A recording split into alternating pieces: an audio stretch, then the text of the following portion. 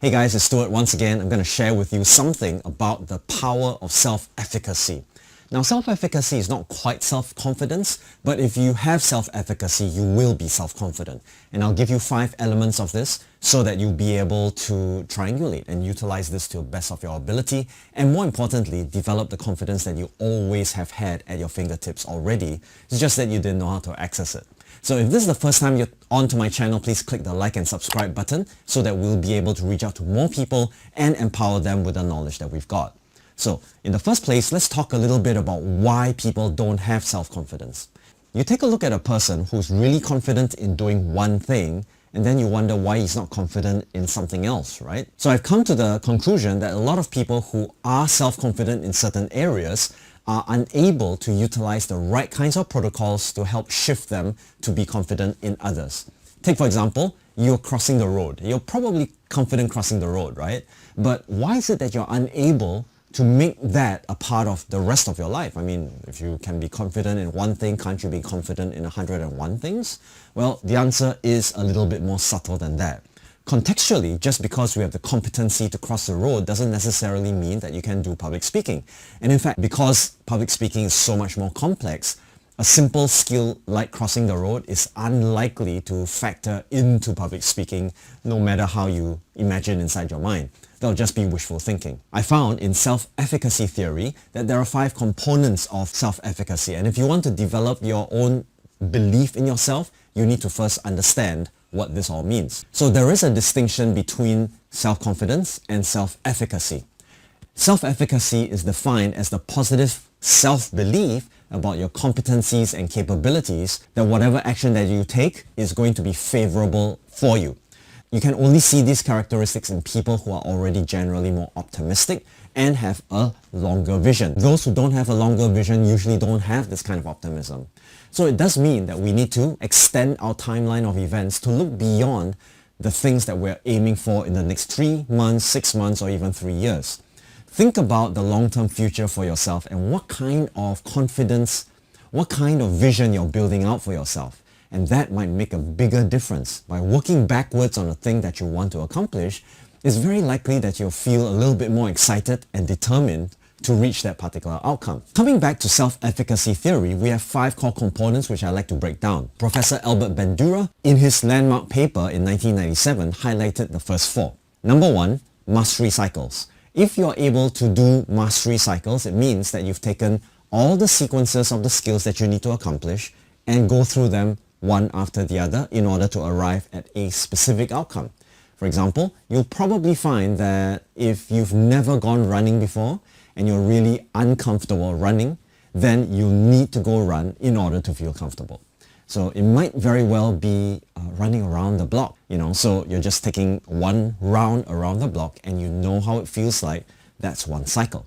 Now the mastery cycle is very interesting because it doesn't take you very much to create one small mastery cycle, but a lot of people think of having a cycle as a master. That's not what we're talking about. We're just saying, lay out the process, do it once through, and then once you're able to complete that cycle, you become masterful in that one thing. Public speaking, for example. Instead of trying to speak for 1 hour, how about speaking for a minute? And as you continue to speak for a minute and you get really good at it, it becomes 3 minutes, 5 minutes, 10 minutes, and it tends to accumulate. And that's where utilizing mastery cycles can help you. Number 2, vicarious experiences. Now, have you noticed that people who are excellent tend to be in the presence of other people who are excellent? And the only reason is because iron sharpens iron, that kind of thing. You want to be able to build out a network of people who are demonstrating and being role models of great ways of thinking rather than mediocre ways of thinking. And in my opinion, if you are hanging around people who give you terrible vicarious experiences, maybe it's time for you to join a better network. Number 3 is the ability for you to get into the correct emotional states. Now think about it this way. When you woke up in the morning, did you feel great about yourself or did you feel terrible? After all, if you're in great emotional states, you're likely to believe that the world around you is positive and wonderful, isn't it? If you woke up feeling terrible, guess what? You're not going to have a solid belief to be able to accomplish the things that you need today, right? So get yourself into right emotional states by revivifying positive and useful emotions inside of you. I think I've got a video in one of my playlists that talk about emotional state management like that. And the last one, verbal persuasion. So think about verbal persuasion as a means to restructure perspectives inside your mind. Every time you sit down with a coach, that person is going to go through a conversation with you and shape your thinking. By shaping your thinking, you tend to be able to see new perspectives, and therefore with new information, or at least blinders taken off old information, you're likely to shift your perspective from one to another. So take, for example, you don't like public speaking. Okay, that's one position to have, but it's a little bit short-sighted to think that you'll forever never like public speaking, right? And truth be told, the reason why you're not good at it is because you don't like it. I mean, if you're good at it, chances are you'll like it, you see? As you go through that negative vicious cycle, you're going to pull yourself away from it and all the negative dominoes begin to fall. Instead, what you need to do is to find ways to justify that you are good. Make a list of reasons why it works for you. Make a list of all the things that you would say would be your advantage in delivering a presentation or doing sales or doing difficult projects, whatever it might be.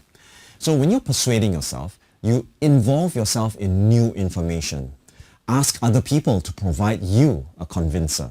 And rather than rejecting the convincer, take it to heart and consider it deeply. Because all you're really doing is unstucking yourself from an old version of you to a better version of you. Now, of all of these four, they're quite easy to implement, don't you think? But there's one fifth one which probably takes the cake. In a later series of research, James Maddox, a psychologist, further added on imaginary experiences into the mix. Now, think about it in comparison. Vicarious experiences are role-modeled experiences, whereas imaginary experiences are stuff that you make up. But surely, as you imagine these two inside your mind, or you see it happening in your external world, there's something happening to your neurology, isn't it? You're actually utilizing more of your brain to rehearse that likelihood. And that's one of the reasons why Richard Bandler Richard Bandler had been training us in neurolinguistic programming to believe whatever it is that we put inside our mind. The truth is, our imaginary resources have been squandered thinking about negative stuff, whereas we really ought to be gearing those resources towards thinking about positive stuff. So how can we not imagine and simulate the right kinds of things inside our mind? So the more we do it, the more likely we are going to have a mastery cycle, even if it's purely imaginary. What happens is that the guided simulation inside your mind simply mimics the activity that you're supposed to take out there in the world, thereby creating a pathway towards being able to believe you can do it. Now, as we all mentioned before, if it's the first time you're doing it, you're unlikely to be very good at it. But if you continue to do it, you're likely to develop a cycle or a process that enables you to become far better. So, first thing, I'd like you to think about the mastery cycle. Make a schedule. How are you going to get this done? Secondly, go talk to people who have done it before. Ask them about their experiences. Join a network. Be in the presence of greatness so that you know that greatness is possible. Thirdly, get yourself into great positive emotional states. This way, every time you rehearse good emotional states, you're going to put yourself into a higher level of belief that will surpass your old expectations of yourself. Next, verbal persuasion. Think of that outcome and ask yourself, what are the reasons why you qualify? When were moments where you actually had done something similar? In what way are you any inferior to any of the other people who have accomplished those goals? Now, the more you're able to persuade yourself, the more you shift yourself from one perspective to another, thereby enabling the resources to actually be useful for you. And finally, go into your mental simulation to create the direction that has always been available to you. Imagine yourself working towards it. What kind of resources do you need as you go towards those? What kinds of obstacles would you meet and how would you deal with them? And how would it feel like to stand in the presence of your victory? As you go through these 5 key things, self-efficacy and self-belief will grow. The only thing that you need to do is to remember that belief is a process, not an outcome. The more you work on the process of believing in yourself, the more others will also start believing in you.